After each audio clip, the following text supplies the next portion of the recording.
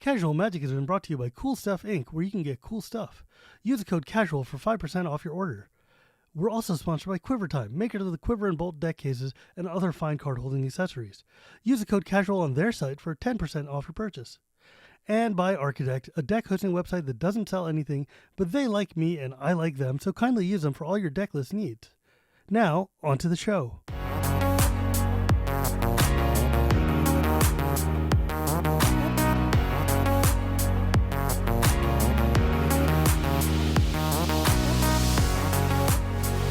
Hello and welcome to Casual Magic, the show where we talk about the fun side of Magic together. My name is Stephen Button. Casual Magic is brought to you by Cool Stuff Inc., Architect, and my brand new sponsor, Quiver Time. You've heard me talk about the Quiver cases before just because I love them and they were kind of vaguely sponsoring me, not really. But now we have a formal sponsorship and it's super cool and I love it. I'm glad that they're supporting the show because that helps me bring this show to you, including such guests as my dear friend Cary today, aka the greatest troll in the history of the multiverse since Thrun, the Splinter Bin, who every single preview season catches someone off guard with the most ridiculous reprint that never gonna happen. But I love him anyways. You know, one day they're going to give you the wooded foothills you need. Sometimes though, it's like, I think, didn't you make a fake Tarmogoyf for like Innistrad or I don't know, it feels like just every random time it's like, here's a brand new fetch land, or like they're reprinting a Mox, and they've got like the perfect like, you know, logo and the card looks like it would come out of a modern set. It makes me laugh every time. And because they're always almost plausible. Like if you squint hard enough, you could believe that maybe, but then, and it catches people every single time. Yeah, no matter how obvious I've tried to make it outside Right, of literally writing my name on the card, right. you kind Like of get to that point. it's so funny. And like your meme skills are par excellence. I love it. It's just like you have to look at the small details to be like, wait a second, why would they reprint fetch lands in Dominaria or in whatever? I don't know. Sometimes they just like, it makes me laugh so much because people get so mad about it. The fetchland reprints, I think, are infinitely funnier as a running joke versus any of the custom designed cards. Because like I Mm. posted a Nissa for I think Zendikar Rising that just like accidentally went infinite with itself, and I didn't notice because that shows you what level of player I am. Yeah, like But you and me, we're deep Vorthoses. We're not here for like trying to make the funnies. However, however, you catch people every single. I don't understand how people keep falling. Like I think my favorite one was in September of 22. You posted this thing where it was like an announcement that Urza and Mightstone and Weakstone could be your commanders, and I was just like, Carrie, you're gonna I get me in trouble. apologize to you and You're all of the gonna get me CAG in and all of the trouble. rules committee. It was an entertaining thought because I thought, I mean, nobody reads the article. They just read the headline and Yeah, then they think that they understand what the headline writes. And as soon as you get into the second paragraph, it specifies, like, oh, it's not the cards above, it's the old ones from from Modern antiquity. Horizons and Antiquities. Yeah, exactly. Like the trash ones. Like, but we'll keep the flavor of it. Yeah. And you just Yeah, got to guess know what? that people, All of your creatures can get -2, -0. Isn't that great? it's Oh my overpowered. god. Um, you I don't know. I was just going through the list of the weird ones you've made, and it just makes me laugh so much. And because the dedication you put into making like mocking these websites and then also just like making these announcements look like the one where you said Alex Bertoncini was going to be one of the shareholders for Hasbro or something, and I'm I like, forget about all the stuff that I've said on there, and it's just which like, is the worst part. what the hell, where are you gonna get this from? It's so, but the article was written in the right font and everything, and I'm just like, what are you doing? Well, one, it's my addiction to Photoshop because I just enjoy and just going into the inspect element level of editing because that's one of the funnest things you can do just to trick people a little bit. I But it's also just rewarding people who have been in the community long enough to understand these absurd in jokes that have persisted for like a decade at this point Right? online and MTG Twitter. So I think what I love the most, and I promise you we will talk about not Splinter Bench shortly, but one of my favorite things is that, like, for instance, in Strixhaven, you made Wooded Foothills into like the style of the the mystical archive yeah, style. mystical archive, and I'm like, I want that to exist really badly because it looks really cool. And then like you had it in Time Spiral remastered with the cool little slanty hourglass. I don't know. You are very, very good with the Photoshop in a way that just makes me makes me laugh. Um, but really, the reason that you and I became friends in the first place, and the reason that everybody should know you, is because you're one of the most hardcore Vorthoses we've ever had in the community. Like you and like Jay and Lorelai and like this whole little small group of deep, like Merc dwellers deep in the heart of our lore. Like when I came back to when I got into Magic Twitter for the first time, it was you guys that I actually felt the most welcome by, and it's like the Vorthos group that I really started like connecting to. And I'll be honest, wouldn't be here doing this. I wouldn't have any of this stuff if not for the fact that you and that crew was so nice to me when I joined like Twitter earnestly as like a pseudo Vorthos or like a neophyte when I first learned what the word even meant, and like I'm like, I love the lore of magic, but these people know the lore of magic. So like I owe a lot to you for even just like being such a like that was back when being a story fan of magic didn't feel like masochism. Back when it was okay to be a fan because you knew that they weren't going to just kill your favorite planeswalker every goddamn day. Wizards Yeah. Well, looking right at you.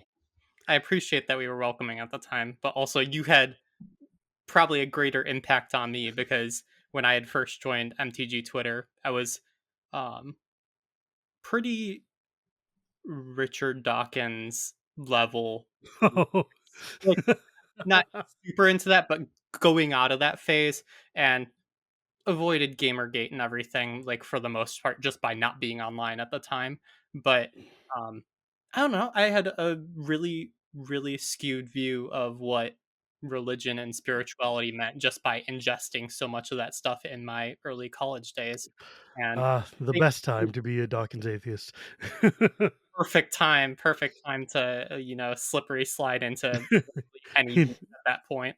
But I mean, um, I don't know, your just expression of religion and spirituality on Twitter was like refreshing in a sense that wasn't like not everything is oppressive Christianity that I have seen all around me. And Sometimes you just need to have a different perspective in order to be able to realize like a lot of times when I and this is a deep aside, but I'm not gonna get too far into it. But a lot of times though, when you're like looking at when you see a lot of like Western atheists, especially like Dawkins era and like mid 2000s edgelord type of atheism, a lot of that is not necessarily like atheism as much as just I really hate the Christianity that I was raised with, and the culture that I was raised with left me very bittered and impassioned and like without a community support. And these guys are telling me like all these things that are giving me a community and giving me something to rely on, and it's much safer to believe in that and be able to lash out angrily at all the things that set me up here. And one of the things that ends up happening from that is that a lot of times you'll see um, that school of new atheism go out there and try to approach other faith traditions that are not Christian based with the same kind of attacks that work against Christianity, but they don't work on me because that's not the paradigm I'm from. So it's yeah, like one of those things that, like, for instance, one of my favorite things is, you and I are both atheists. I just believe in one less God than you do. And I'm like, I'm a Hindu, so that still leaves you at plus 300. So, like, yeah, believing in one less God than me doesn't put you where you think it you're still does. pretty high up on the charts. I'm like, and they didn't have rejoinder because they were just like, I that's not how this discussion goes. There, Yeah, this is like, and I'm like, you're supposed to fight back and tell yeah, I'm me like, that he's real and yeah, it's like I don't care. Like, I think that was one thing I came out of that was like, I am entirely okay with whatever you choose to believe in, as long as I am living up to the standards that I hold. Then it's not my problem how you're doing it. I just want to make your life better yeah, in a way that reflects my integrity and my values. And I found that if I'm online being very like openly religious and progressive and also not a jerk, maybe it'll mean that people will stop coming at me with Dawkins date lines, like trying to like atheist pickup lines. It's just like, yeah, hey man, how's that flying colander going? I'm like, bro, I'm not a pasta eating culture. Can't help yeah. you. Give me a rice cooker in the sky, and then maybe we can talk about There we go. that. But yeah, like I mean, and it was funny because like Magic was definitely hard anti-theist for a long time. Yeah.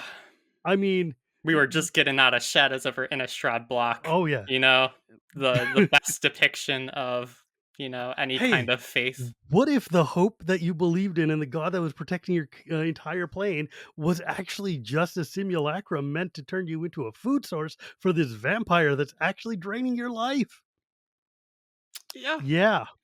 Or, I don't know, Amonkhet block, where dear old Gideon goes and finds the greatest moment in his life, discovers divinity, finds that he's found his place, his joy, his happiness, his goal, his his passion, and more than that, his like objective, his meaning.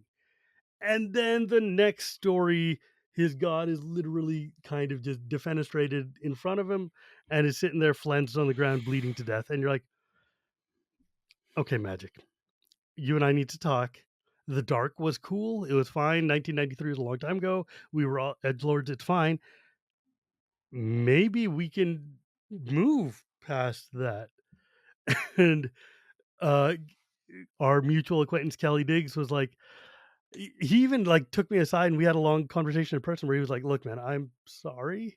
Like, I, I, I've now come to realize that I was just being really mean to all of the Magic players of faith out there." And I'm like, "Yeah, you were." And of course, now he doesn't work there anymore, so it doesn't matter. But I love Kelly, and losing him was a real. It stuck. It sucked for all of us Vorthoses because, like, he was like, he's one of us, and he yeah. was up there, and he was making it work. Like you and I both can agree that Dominaria 5 years ago, when Ethan and Kelly were basically running the show and doing all those weekly updates and giving us the map and everything, is like the greatest time to be a Vorthos in Magic. It And was it was a high point that was quickly rained upon by, Kelly leaving Wizards and a lot of the story team kind of moving on to greener pastures. yeah, leaving us behind in the desolate wastes. I mean, you can't blame them because No, the entire story structure at the time was kind of dependent on these people doing it as an additional job on top of their existing designer communication. Um, yeah. Even earlier, the stranger jobs that they let people write for Uncharted Realms. So, I mean, you had like Matt Tabak and Sam Stoddard Yeah. writing articles back in Ravnica because they would let anybody just take a stab at it. You were just writing some funny fiction online that wasn't necessarily tied to the main set story, but was canon. I mean, look, dude, if Test of Steel or whatever can be canon, like anything can be. But the thing that got me though is like we had this golden era from Origins through Ixalan, which was just like every story was on point. The story was moving, the characters were growing, there was a lot of like interplay, the cards were cool. And then the ship that Jace and Vraska were on sank, and then we're all screwed. And then we go to weirdo La La Land. Like, man, that sucked so much. I've never seen a community get so supported and grown organically and built up by the company. Like we had links with wotc, Allison, and Kelly, and all these people were just supporting us and building with us. And then they literally just yanked the entire you know like the whole rug from out from underneath us, dropped us comically into a pit, and it was just like, what the hell just happened? Um, I've never seen a company so quickly grow and then immediately destroy their own community the way they did with War of the Spark. It was so there were like a few leading up factors, which is um, the nature of how Magic story was being written at the time, from Origins to Ixalan, relied on kind of all star writers. You had James Wyatt in there. You had Kelly Diggs. Allison later on joined the team. Yi Chao. You had Love this each whole other. cast that more or less rotated through during those blocks, and then at some point restructuring happened and you could see people leaving the team slowly but surely, and then you kind of ended up with Amonkhet block where it was Kelly, Yichao, and Allison for the most part kind of punching through a lot of the story, and then you get down Mhm. to Ixalan block where it's only Allison telling the story with some editorializing. I love that they had to change it to be Magic Staff wrote the story to protect her from But ridiculousness. then immediately abandon it the next set because they got Martha Wells of Murderbot to work on Magic the Gathering. And I, Her if story that, was fine. yeah, it was kind of set up for disaster just by the spacing of the blocks and everything. But you can tell where they said this Magic story fandom that we have created is very, very successful and very popular, and it's costing us next to nothing because these people are doing it as part of their job. Maybe we can make money off this. Maybe we can make it into a bigger and more serious IP that is tackled by um, Real authors. external, yeah, real authors with parentheses, because Quotation marks. obviously the people who had been working on it up to that point had been pouring Yeah, their but heart and like you and soul I into the both story. know that the brass were looking at that like, what if we got named authors to do this? And like, what if we instead had people who organically love the story and want to tell it to us? And It works. did you know perhaps that Agents of Artifice and the Planeswalker novel series were approached the exact same way and canceled after 3 or 4 books? Because they were like, if we get people invested at this onboarding point of essentially Lorwyn at the time, but post mending Planeswalkers, with big name fantasy authors at the time, Ari Marmel, Laura Resnick, um, Harry Marmel was not a big name fantasy author. bigger names than Magic could Like I afford prior, remember which was I J. rem Robert King for the yeah, most I'm like most of the I expanse. remember sitting with Ari Marmel in um N World, the old D&D forums, and arguing about homebrew. Okay, like he writes, but he's not. I'm not going to say like he's a big author, but there are like I mean, we had Kate Elliott, who is great. I love her. Yeah. She did a good job. But like we had a lot of authors who were not big name, but they were just published. Like Mhm. Martha Wells, I feel was like she had no investment or concern about the thing compared to like say let's say Shauna McGuire, who's right now been writing a lot of the story, who is a hardcore Magic fan and a published author, and I'm like, all right, you know what, she's a win because she's Yeah. awesome and loves the game. But how Or many of those do you find in the wild? Like yeah, you kind very of have few. you have Kay, you have Shannon, Yeah, and a few people who have come back in the time since for 1 or 2 off stories. But for yeah. the most part, you just kind of have to like that's what Zendikar Rising to present and has been is just like finding the talent in the chef and trying to refine that into consistent story Like authorship cast. that's why I get so mad about War of the Spark when I think about it. Like the trailer was so perfect. If they had stopped at the trailer, it would have been the best story of all time. Instead, we got one of the creators of my favorite TV shows ever, Gargoyles, to write literally the worst book I've ever read in my life, so bad that I threw it away. Um, you know, quite possibly the worst book I've ever read, short of what the hell is a Ready Player Go or Ready Player One, Ready Player which One, yeah. is the worst book I've ever read.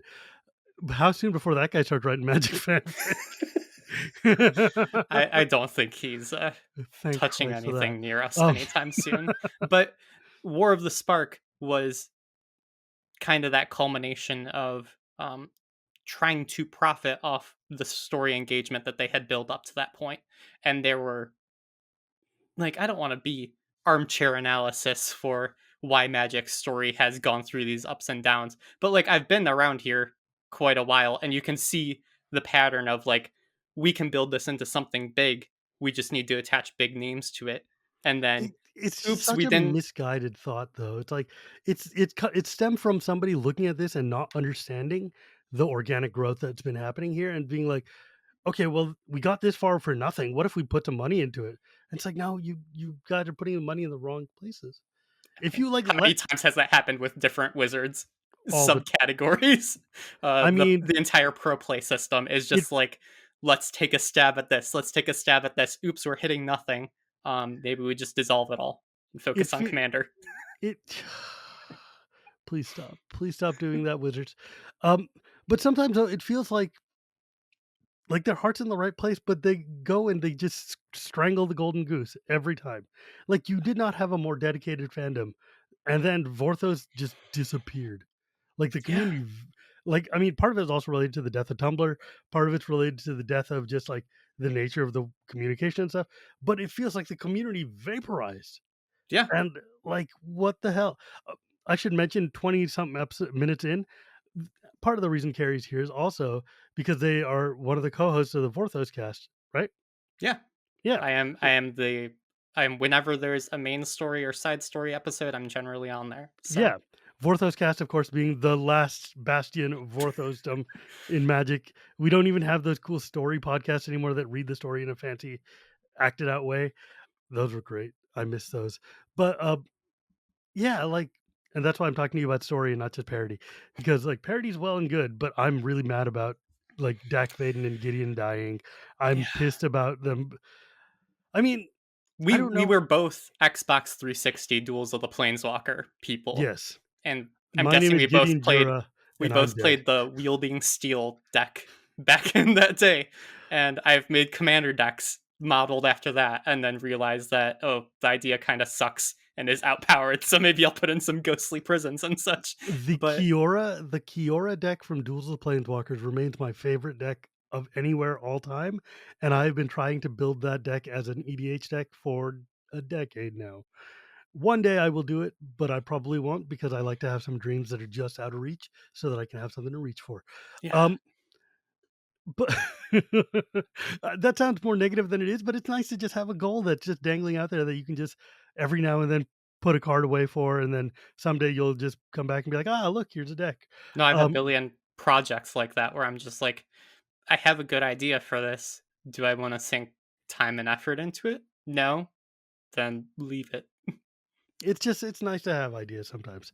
Yeah, Now, I think like of that weird modern period when we got big authors, one of the best things come from it though was definitely the um the core storyline that gave us the background of Nicol Bolas and Ugin, which is like one of my favorite story arcs ever. Like the elder, I mean, I come from an era where the OG Elder Dragons are like my favorite characters and like some of my favorite cards of all time. And getting their history and origin and backstory just was so cool. yeah. And making Ugin into like the twin of Nikki B is so cool. It was people. I mean, people were overly invested and thinking that Dominaria might have been a fluke and that we were still up for an excellent payoff at that point. So when that, what was it, Core Core 2020, 19, Core 2020. 19? No, it might be. It was Core 19. Yeah. Story came out with the Elder Dragons. We kind of there were still people invested enough to care about Ugin being retconned to be Nicol Bolas's brother, and I won't even touch the word retconned. I just think it's funny that people sling it around. It's Well, entertaining in a what was sense. what was Ugin before? Is just born from the Khans of Tarkir spirit zone bubble. There was like a Khans of Tarkir, maybe world like Planeswalker guide or some kind of Savor the Flavor era style of article where they described it as like his home plane, and that was the extent of it, and it's like Yeah, such a minor issue where it's yeah. just like Being this his is home plane. obviously the cooler payoff This is is making him the hella twin. yeah, right. Like, Yeah, and not only the twin, but a twin of like the biggest, coolest bad guy there is, and I looked at it, I'm like, yeah, you know what? Tarkir is his home plane the way that Mirrodin is Karn's home plane. He And like created it. Ravnica is Yeah, Jace's home plane. Like he yeah, doesn't remember anything right, beside exactly. it. It's his home plane because he lives there, not necessarily his home plane because that's where he's from. Yeah. Like, if I was Ugin and Nikki B with my brother, I would peace out too. Now, I would love for them to sit there and tell us why he's a spirit dragon.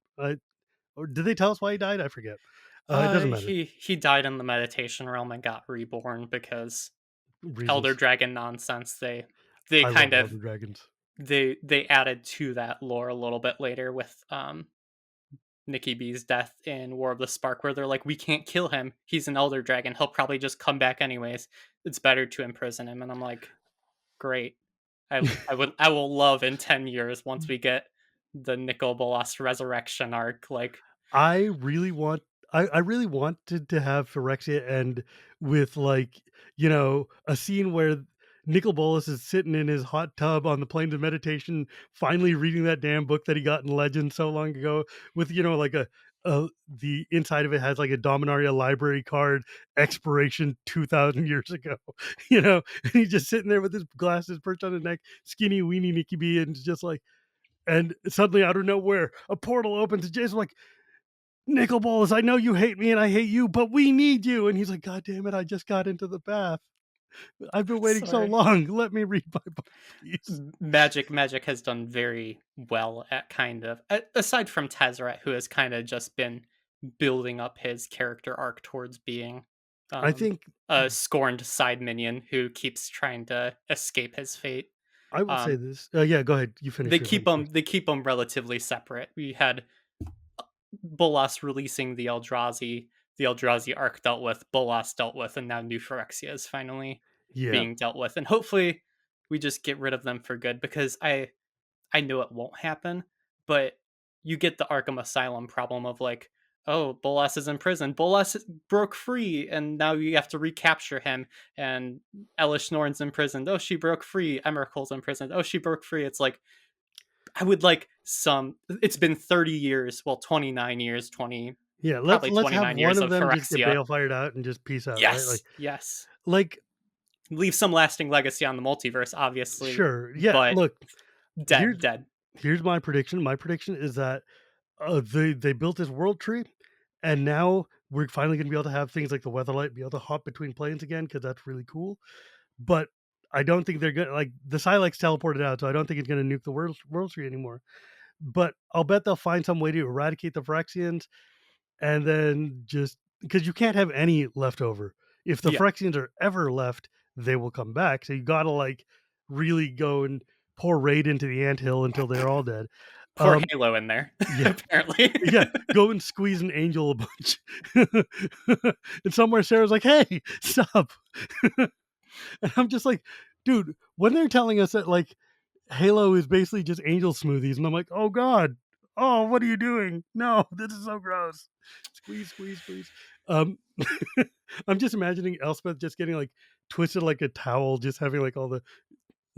It's gross. There will need to be some, because I'm guessing they get rid of Phyrexia for good. Like there will still be completed planeswalkers lingering around, Oh yeah, and they'll be disconnected from a hive mind, and then you get to have those people be protagonists, antagonists, or retired from the story entirely. Lord yeah. forbid. Hopefully that happens to Jason Veraska. They live, but I like, really, really want Jason Vraska to find themselves a happy place or die together, yeah. and just like I don't want to have like this one half lingering around. Do you think they're going to save any of these five corrupted? Any of the five corrupted? Like our best bet is Jason Veraska, just for the meta reason of them being a Mm, notable planeswalker relationship.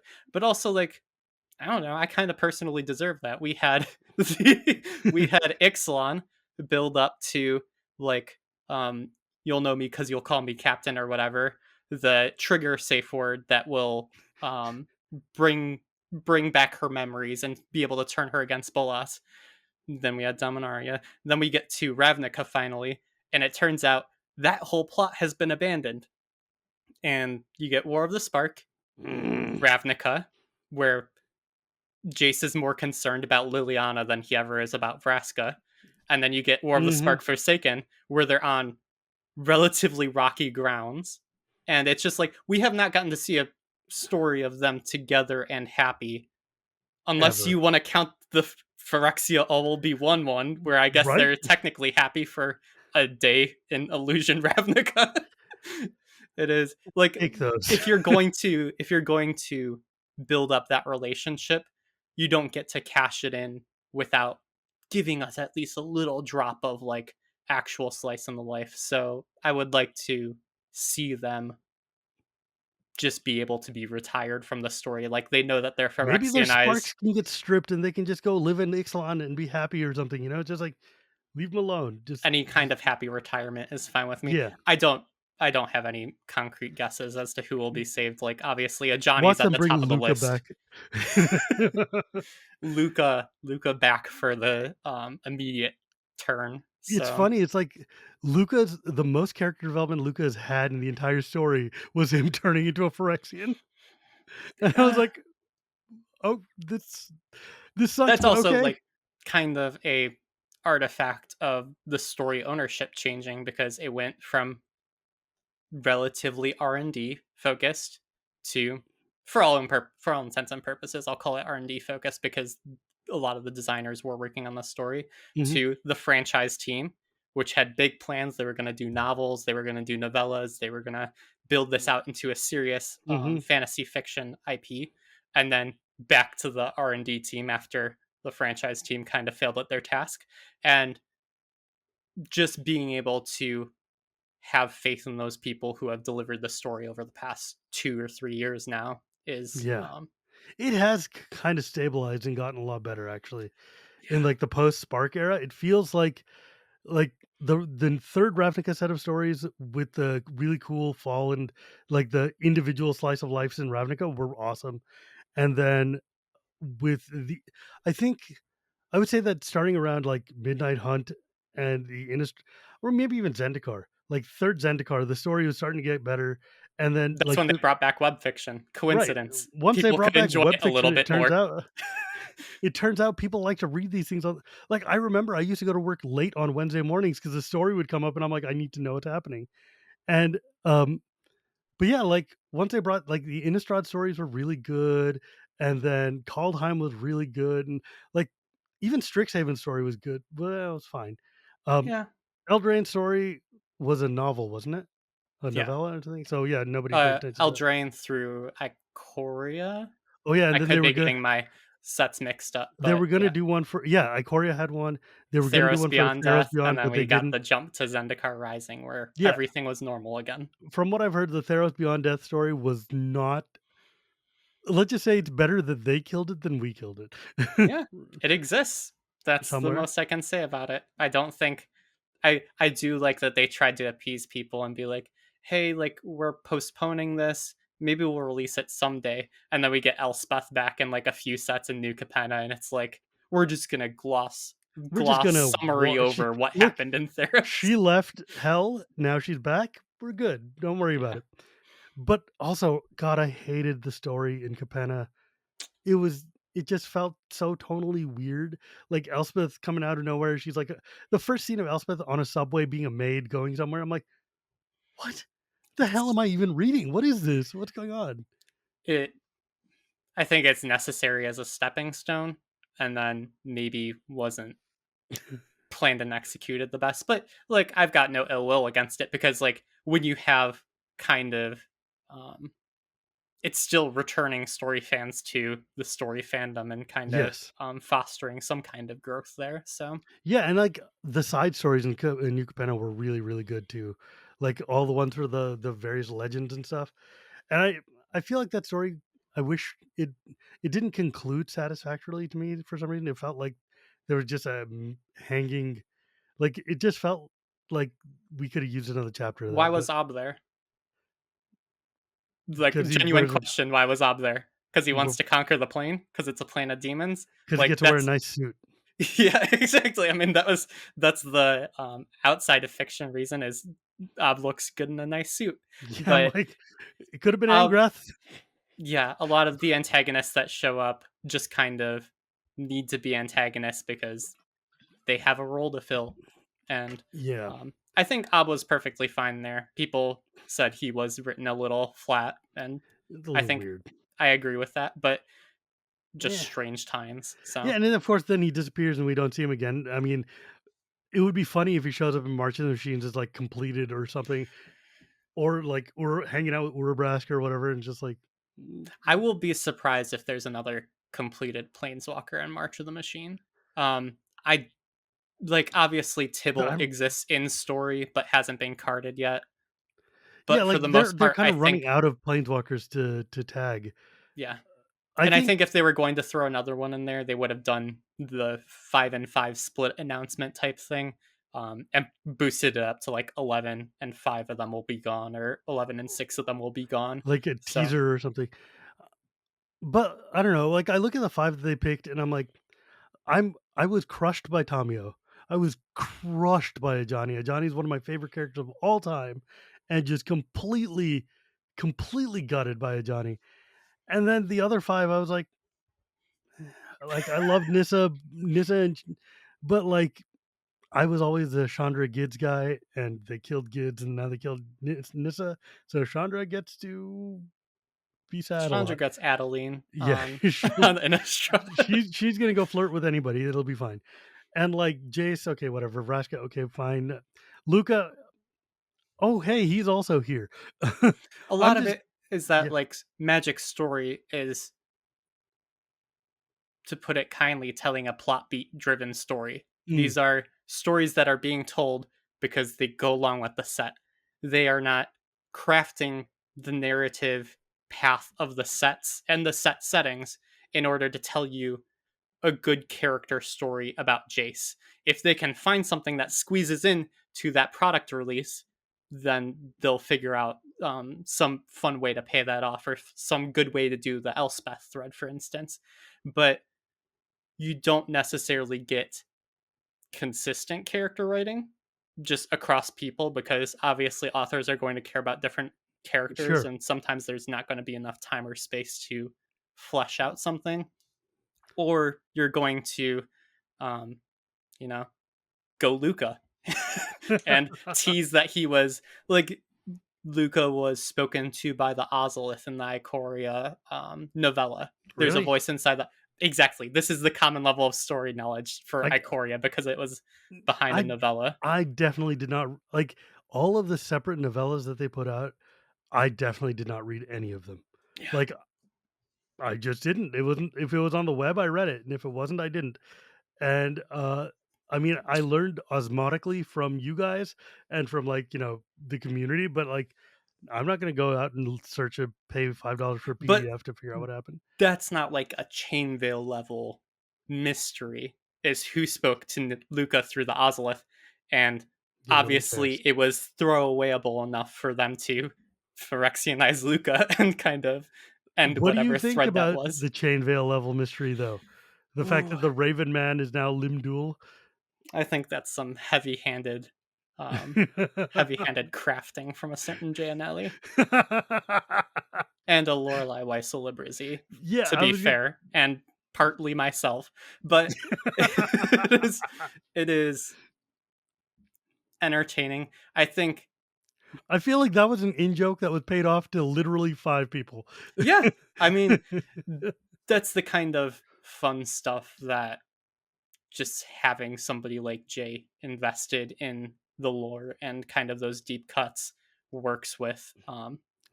And I I love Jay. appreciate I appreciate his work on that, because um, he did kill off, well, him and Reinhardt killed off a plane of people that I discovered, because back when I tweeted about Magic Story and like had Twitter and everything, um, I went through the old Duelist magazines and found um, issue one of a comic that Mark Poole, artist, early Magic artist of Yeah, Birds of Paradise and a billion other cards, just for counterspell. context for No, audience, Tidine pool, whatever. he got to do his own Magic comic pretty much hands free of all creative processes. And so it's a little rough, but issue two had been known about. Issue one, though, had name dropped the plane name that they are set on and a plane that he draws mana from. And so I was like, this is cool. Like these aren't recorded online at all. I'm going to tweet about it. Tweeted about it. Somebody added it to the wiki at some point, I'm sure. Because that's how the Magic Wiki Mhm. works. It's just kind of picking up whatever scraps are discovered. And then in this story, the Tezzeret story, he plane hops around and Yeah. he name drops um I think Mirankar Yeah, like as a bunch being. of random planes I'd never heard of before. Yeah, so I discovered Mirankar and Obsidius from that one comic, and Congratulations, they're he now completed. yeah, exactly. Thanks, He bud. he Phyrexianized one of them and then has other in the process of being invaded. So, I mean, they exist to be throwaway plane names at this point, and Yeah. I'm glad that both Reinhardt does those kind of cuts and that Jay obviously lets those things go through. I love that Jay suddenly became the canon priest of magic. Like, if somebody had to pick up the reins left by like Kelly Diggs and friends, at least it's somebody who is as in tune as they were and cares about the things that we care about. So it keeps it in check and keeps it going. Like Jay is doing a monumental task of making sure that even with all these weird whimsies that wotc is putting us through, magic story is at least staying somewhere on track Yeah, canonically. and like I mean, Jay Kelly, Ethan. On the fan side, you have like Beer and Bower, who does the multiverse in Yes. review. There's a whole bunch of people that do a lot of good work just keeping track of stuff that obviously I could never keep track of solo. And I do Yeah, my but best, but yeah, like don't undercut yourself, man. You kept a lot of this flame going for a long time because you had unearthed so much information that none of the rest of us had access to or understood. Like I know so much about the story because of you and because of work. I mean, I was the worst part is let's I'm horrible about promoting my own work. Like, so I put out a website that is mtglore.com, and it is literally just a search feature for all of Magic stories history across 30 years. And it's like I've maybe tweeted about it like a dozen times, and it's yeah, like like I put probably 1,000 hours into that over the course of the years. Carrie, But tell people these things exist. They yeah, care. They well, legit it's care. it's more of a tool for me because I'm like, what was the last story Dakin was in, and I go there and I select Dakin from the drop God down and damn then it. search it. But there, now your audience knows that I go through the work. But that required me reading every Everything. Magic well, at least skimming every Magic story because some of those novels are a little rough to get through. What do you think is the best magic story? What is your favorite magic story? Rather, Oh, best is weird, but what's your favorite? Because I have an answer. what is your answer? My answer is the Felden story. Yeah, Colors of Magic is like one of the greatest magic. It's one of my favorite short stories, frankly. Period. Just it's so captures the essence of what magic was, what the colors of magic was, what this guy's just pain and pathos was, and all of this story told from literally a cane. That was all we had at that time. Was just a cane, and getting this entire eruption of like Jeff Grubb is one of my favorite authors in like TSR history. So when he's like taking over Felton and giving us this, it's like it's in my opinion, it's like one of the perfect stories. I think it's like multiple access because it stands alone on itself as a good short story. If Mm. you know even more of the lore or the commander card, then It's you know heartbreaking. how tragic the story is, Yeah, and also like it has a outside level of acknowledgement of like the colors of magic that right. everybody knows from the game. So it like hits all three of those points perfectly. Um, I Mm, think that's a fine nomination. I don't necessarily have a favorite myself. Like I like Agents of Artifice. That was a good novel, but with the like, years they've just kind of I mean there's blend 10 together, stories a quarter. right? So there's a few that stand out there like Tangles, which I think was Hugo nominated. A Mm, lot of the Boom Magic comics are secretly very, very good, and mm. happen to be also written by Shonen. Yes, right?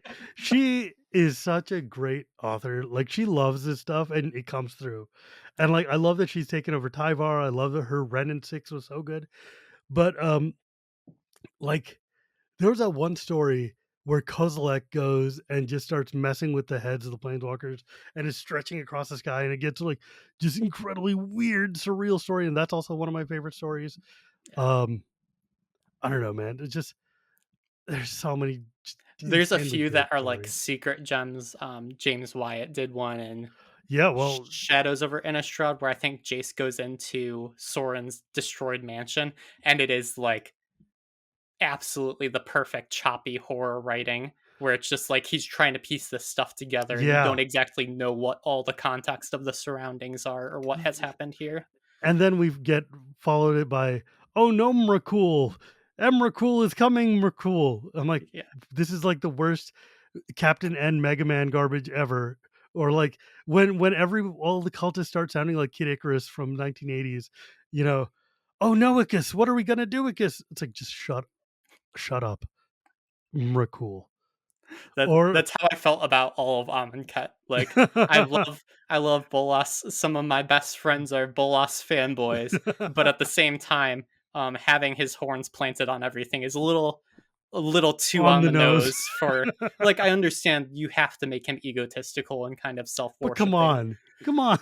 but I'd like a single card that doesn't have like somebody like pulling out their phone and it has little Bolas horns on it. And I'm like, well, what are you doing? Like, why is this here? Like, not It's everything can be about him, right? Well, I got it from Bolus Mart. Did Yeah, yeah, we it just cost me 3 Bolus bucks in this Bolus coupon. oh, yeah. Yeah. No, Well, you go it's buy an apple there and it costs you 2 Nickies in the bolus, it's like cool. It's yeah, not as bad as though I think the worst one was still Nissa going and yelling at Shia a lot. yeah. That was just poor execution. Like, um, Like, Kimberly Krenz, who wrote yeah. that story, obviously had um an intended path, and I think each of the because when we went into Battle for Zendikar after Magic Origins, there were people who were kind of assigned character writers. You had Nick Davidson for Ob Nixilis, Kimberly for Nissa, and they would co-write whenever the two characters relatively interacted. But you just do a little too much, and people make fun of it, and I It felt was bad at the time because people were roasting it very, very hard, and I was like, I don't want Magic writers to be discouraged by yeah. kind of strange fan responses where it's like obviously they're that's an editor's job at that point is to like tone down some of that stuff. Yeah. But yeah, Magic's editing has been very, spotty, um, and full of interesting choices that they make. my favorite example is Nissa in the Teeth of Akum, the Zendikar block set novel. Mm. Nissa Ravain's first name or Nissa's name is misspelt in both the first chapter and the last chapter of the book. And it is like, Shivam, if there's a spot that the editor should be looking at, I It'd think it's literally be probably the opening. first chapter and the last chapter just to make sure they use the name correctly throughout. Like if I was an editor getting paid minimum wage and I just wanted to make sure it was kind of okay, I would check front and back. But Alt um find Nissa. Yeah. yeah. But I don't know. It's gotten significantly better with the recent team, but that's part of the struggle of loving something like Magic Story. And it is something that I love and I think that you love as well. And it's just like Mhm. it is hard to feel that kind of connection to the story when you know that the rug can be pulled under the current It's team just at any moment. it's so discouraging and unnecessarily so. Like, the thing that story fans want is not even we don't it's not like people are like, "Oh, your character has to die." It's like it's a story, people die, it's fine. No, it's not about death. It's like it doesn't matter to me that a character died. Like, I understand stories. I understand how shared world stories work. I understand how time progression works. People have to die. The story has to go on. You have to have hooks and reasons to keep going. What it is more about the respect being paid to the reader and to the characters. It's like if you're going to kill Gideon and have him do a mega big super sacrifice, very altruistic, very Gideon, like he's going to take one for the team, it's going to be amazing. It's very in character. It makes sense. It would have been like, this sucks. It's sad, but also I understand. Yeah. Like, but when it's like his one power is being indestructible, and you kill him by making him not it's like By it's transferring his yeah, indestructibility for a hot second. it felt like cheap and like cheesy. It felt like almost after all the things that have been done to him in like Omega Block or whatever, like just insult to injury, right? Like when Tamio was turned, that sucked and was like surprising and shocking, but it was not hurtful. Like it felt like when you read the story, like the story progression, you're like, oh no, bad things are gonna happen. Oh my god, and it was like this sucks. But I didn't feel like Tamio had been disrespected. I Yeah. didn't feel like the character had been treated poorly. But Magic's got this history of taking things that we care about and love, and then just like writing them with such disdain that you're like, what the hell? Like killing Dak Faden off screen, or like Yeah. all of this, like the War of the Spark, the fact that like he was like, it felt like the author was mandated to have one planeswalker per paragraph or some crap, and like poor Teo doesn't even get to pee, like what is this is War of so the Spark was the masterclass in the story team at the time, the franchise team. Um, Kind of giving an impossible task because they were like, yeah, "Hey, you're the author for this. Well, you have to make it. It's our first Magic novel in a decade. You have to make it approachable for new fans, include 32 planeswalkers, pay off for engaged fans. You also have to write all these character voices pretty perfectly. Don't mind the probably 500,000 words of back reading of lore that you would yeah, have to like do to the understand the character and the voices. fact that there's no consistent character voice. Yeah, that too. And then you also have to make us money. That's the simple answer to it. And I feel like Like I feel bad for him because he was set up to yeah, fail. There was no way to win that, and as a fan, it was so weird for us too because you're reading this and you're like, wait, what do you mean that Niv Mizzet is dead and reborn? I cannot. But because we didn't get the story where he died, but he Yeah. got the story where he's Well, we reborn got the story where he died eventually, in emails. They emailed them to us. and emails after the fact. Yeah, like I what the hell is it? Like they're still not on the website. There is oh yeah, that's a whole other thing. I have links to the specific email archives of those stories because it's just like such a kind of absurd approach to take, but Yeah, there's been many failures in scheduling that have kind of like the Tamio reveal even. I didn't get to read the story before I found out that Tamio got because the Magic Twitter account I think tweeted out like 40 minutes after the story dropped. And I don't I don't want to sound like self-important here, but I do have a day job and kind of have responsibilities. And so when people what's that post the like? preview card in the preview channel and I get to see that before I get to read the fiction.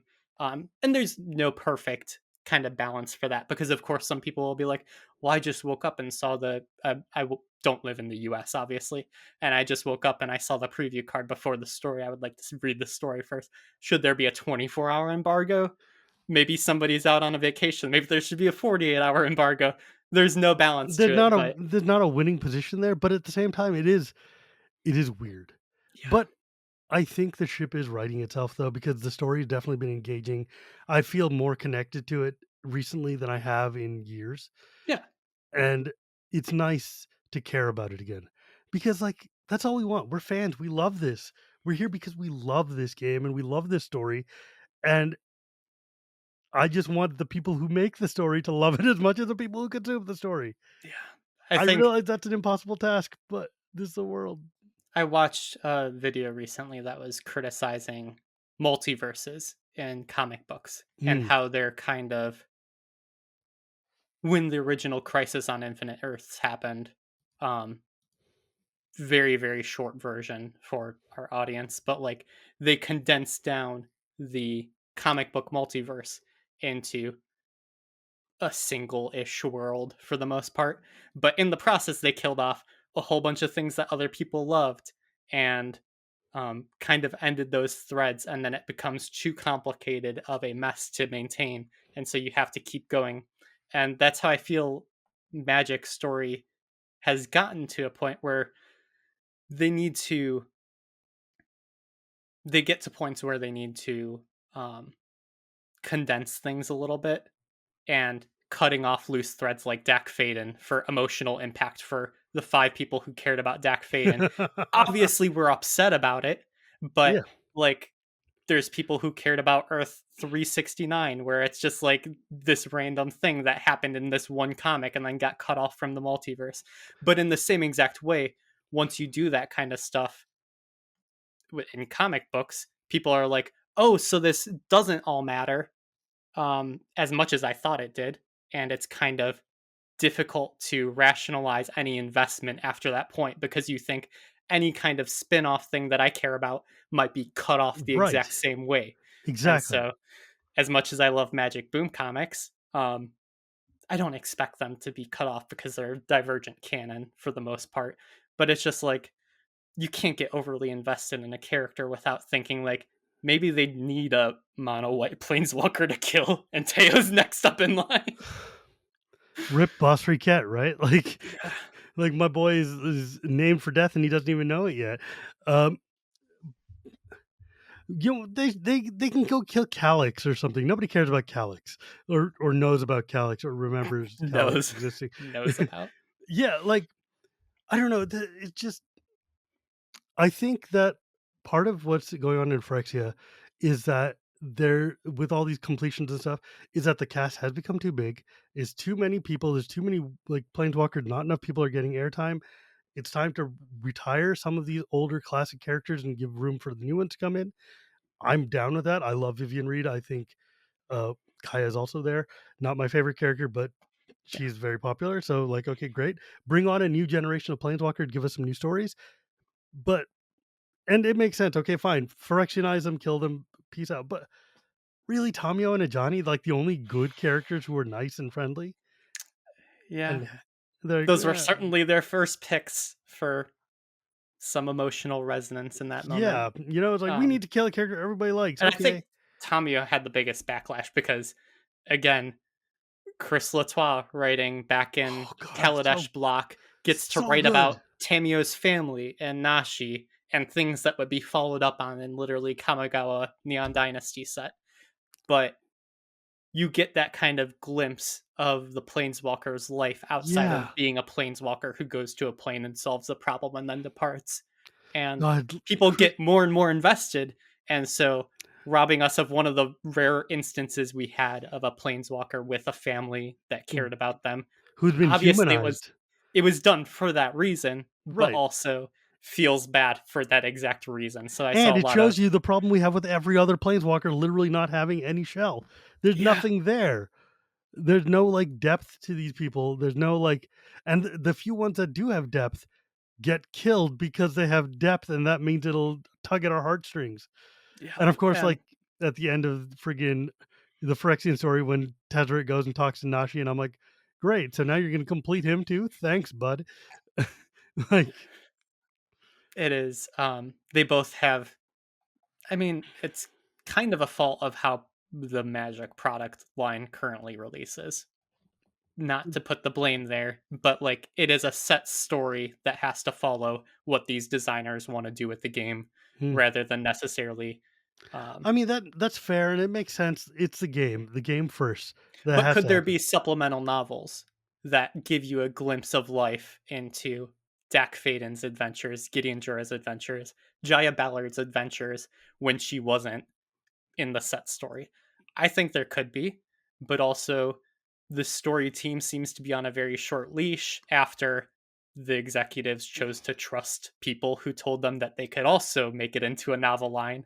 And so you come into this problem of the current story team obviously being um, They're doing the best they can. yeah, And and they're and doing amazing with that yeah, space. It's just also like people need more story space to breathe and live with these characters so that they don't end up in the Jaya Ballard situation where people are like, she was back from the dead. Well, she wasn't dead, but she was disguised. And then she did some things and then she died, but we didn't really get a story with her no. proper. We So just kind of like threw her into the fridge and tossed her out the window, and it was just like, oh, bro. Uh, at least I do like that we're getting more focus on Teferi lately and seeing his pathos and his family and stuff. I love that they went back to Zalfir. I think that's super cool. Um, that is the coolest payoff I've seen in quite a while, it's and so awesome. obviously not the intended pass because like Teferi's original arc, I think, is more reflective of him giving up his planeswalkerhood to save what he could of Dominaria rather than be able to save Zalfir. And he didn't know that at the time, obviously, Yeah, going a little deep into the time spiral story. But like he made that conscious decision and was a non planeswalker character. And then once they needed him as a planeswalker again, they just kind of gave him a crystal. That you know was what though? I'm okay with that because Oh, Teferi I'm is perfectly cool. okay with it. It Like, was one of those things where like Dominaria had so few stories that the scene of Teferi reigniting is literally Jorah giving him a crystal, and he's like, "What's that?" And she's like, your spark," and he's like, "Where'd you get it?" She's like, eh. "The mana rig," and that was the explanation we got. It was like with like possibly a little magic in the game, but not like here is the plot device. Use this to advance in your story. Here, suck on this lozenge and it'll make your spark come back. You'll be fine. Yes. It's like it's a cough drop and it gives you teleportation powers. Just don't But give that to Venser. oh boy, Venter and you know what? I will say this: the art has been doing a great job of hitting those cues of old timiness. The Yeah. fact that Venter's token is a hollow Karn is that's amazing. That's Hollow amazing. Karn, and he gets to be part of Memnarch, and it And like is. freaking Slowbad meets Bosch fusion Yeah. Dragon Ball style. Anyways, you know what? I think the story is on the upswing. I think it's getting better. I think they're finally starting to get their feet again. And once they kind of get rid of this Phyrexian stuff, I think we will have a nice clean slate. And hopefully the direction will go back to a place where we can feel good about being fans of the story again. Yeah. Can Yeah. I tell you one last thing before You we tell me whatever assumingly you want, wrap up? man. Um, do you know what you were doing on October 6th around 9 p.m. Eastern time, October 6th of 2022?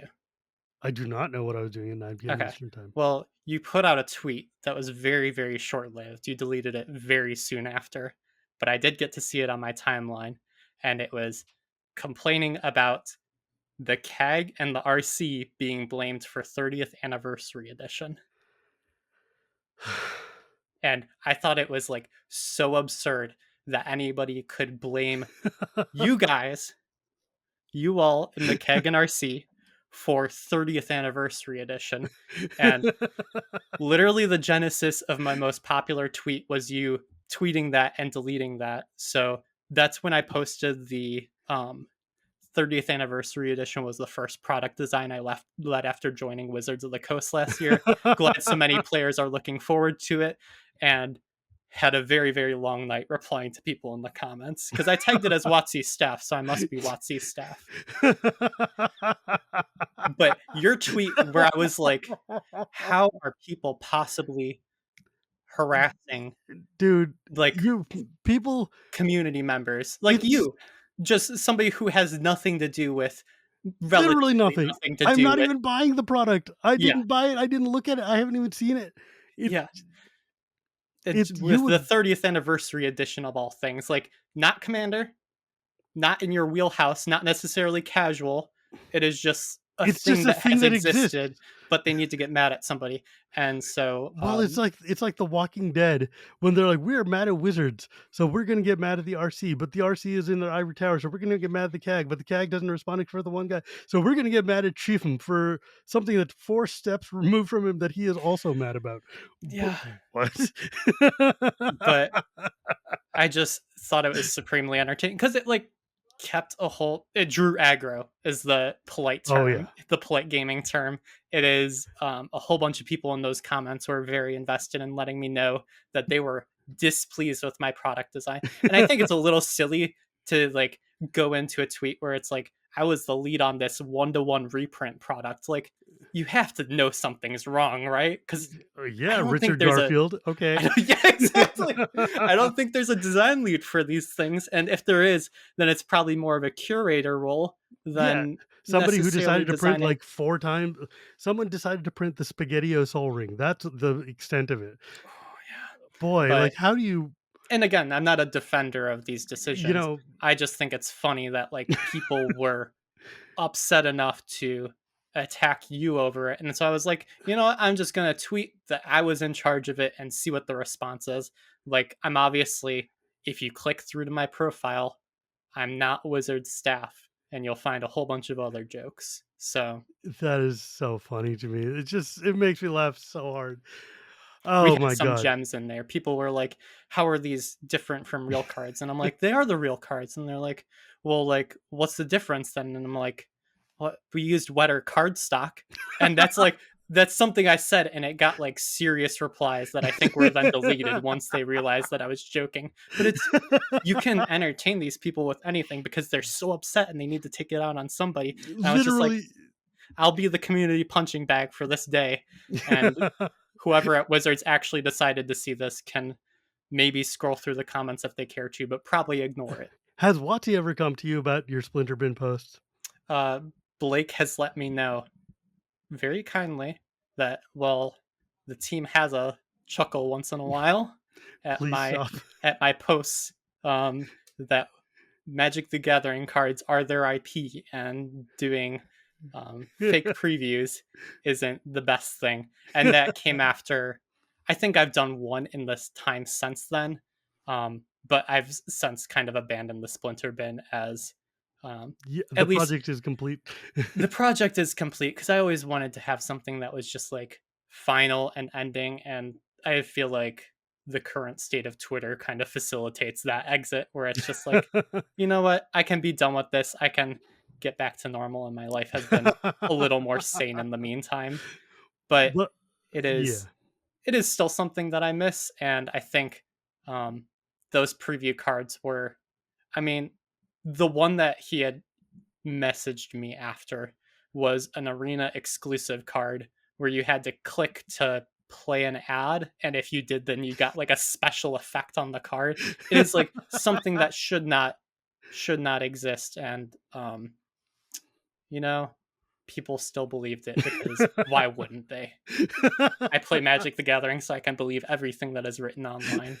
I And mean, I love falling for stuff. Like, I fell for um Wong and Morbius, which I think was like the somebody Marvel was releasing their next set of movie titles, and somebody who was named Discussing Film, like the famous Twitter account, but with two G's, tweeted out a Wong and Morbius title card, and I was like, this is kind of funny because Morbius was just such a disaster, but I was like, this looks real. And it's from Discussing Film, who I know to be an account, so I'm going to share it with my friends. And so I've bitten the onion many times. It's just that kind of stuff where people pay off. Oh my god, I can even see Wong just sitting there going like, "What the hell is going on?" And they gave it the perfect level of description, the same exact shit that I do. Excuse my language, the same exact stuff that I do in my posts, where I'm just like, I'll give it a little snippet and say it's a partnership between Marvel Entertainment and Sony Productions. And it's like, it was believable enough. And then I think recently I fell for one that was um, a little artist on Twitter who had done a portrait of Donald and Melania Trump, Oh and jeez. done Donald's face extremely poorly. And it just turned out to be like a full fledged parody account. But I was just like, man, this looks really, really bad. And to send it to friends, and my good friend Eric was like, I think that guy's account is pretty entertaining because it's obviously a troll. And I'm like, I'm gonna stay Oh. quiet about how I fell for this, but it's part of the fun of living online, is just seeing kind of stuff like that and just like believing it in the littlest bit of your heart, and then having your dream crushed, um, and It a little tickles bit me of every time. humility in your experience, because that's what life is all about, is just like trying to you know, accept that you are not perfect. Amen to That's all that. it is. Man, thank you so much for joining me today. I really appreciate this. We've been friends for a long time, and I'm really glad that you were able to come on. And if folks want to find you or your stuff, or if there's anything even for you to plug, I know you don't Twitter anymore, where could they go? They can go to the Vorthos Cast on wherever their podcasts are hosted. We're on pretty much every platform. Yeah. And then mtglore.com is my personal site. Like I said, I wanted a Scryfall for story, so I made a kind of Scryfall for story. And I know it's been hampered by 404 pages on the mothership, which is a whole separate issue, but I've got most of those fixed. So um, It's I can't believe you've just been sitting on this and not told anybody. Like that I've makes me so told mad. people, but I'm just, again, like it was something I was working on around 2018, 2019, and then Pandemic. story, well, that It's and the the story story. drought kind of happened, and I got into a mood where I was like, I care about it enough to upkeep it, but not enough to like actually sink time and money into it. And so Sure. um, that's been my passion project for these past few years, and I keep stuff up to date on there because I'm invested in story again. And as long as they keep putting out good story, I'll be on there. Anyways, Anyways, my friend, you can find me at Gearboy Gears. You can find this podcast anywhere podcasts are sold, or at Cool Stuff Inc. on Tuesdays, or at YouTube on Thursdays. Thank you to my producer, EK. And remember, my friends, it is not magic without the gathering, and we will see you next time.